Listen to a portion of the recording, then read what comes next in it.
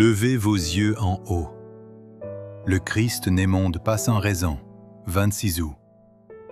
Je suis le vrai cep, et mon Père est le vigneron. Tout sarment qui est en moi et qui ne porte pas de fruit, il le retranche.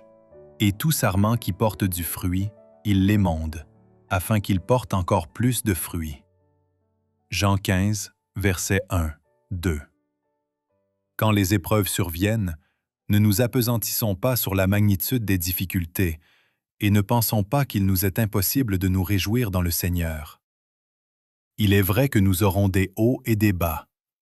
Il nous arrivera d'être découragés et même déprimés. Mais vivons-nous par les sentiments ou par la foi?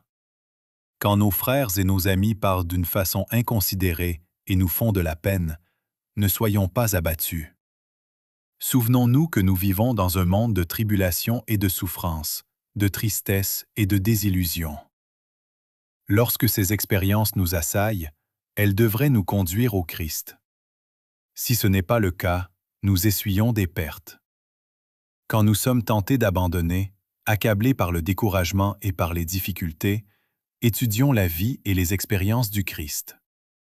Il a dû lutter contre les puissances des ténèbres pour ne pas être vaincu. Nous avons à soutenir le même combat et à remporter les mêmes victoires. Car Dieu a tant aimé le monde qu'il a donné son Fils unique, afin que quiconque croit en lui ne périsse point, mais qu'il ait la vie éternelle. Jean 3, verset 16. Nous avons le privilège de pouvoir nous appuyer sur la puissance de celui qui est capable de sauver parfaitement ceux qui s'approchent de Dieu par lui. Il vous invite à présenter votre cas devant le trône de grâce et à ancrer votre âme impuissante en lui. L'émondage n'est pas agréable, mais souvenons-nous que le Christ est venu dans notre monde et a pris la forme humaine afin de pouvoir porter les afflictions de l'humanité et afin d'être un exemple de fidèle endurance dans n'importe quelle épreuve. Dieu désire nous voir comprendre que nous faisons partie de la grande famille humaine et que nous devons en supporter les épreuves. Que votre nature humaine se saisisse de la divinité. Présentez-vous devant le trône de la grâce divine et dites « Seigneur, mon âme impuissante s'empare de toi. Aide-moi à surveiller mes paroles.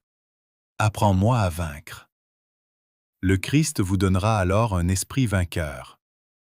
Il est écrit « Ils l'ont vaincu à cause du sang de l'agneau et à cause de la parole de leur témoignage. » Apocalypse 12, verset 11.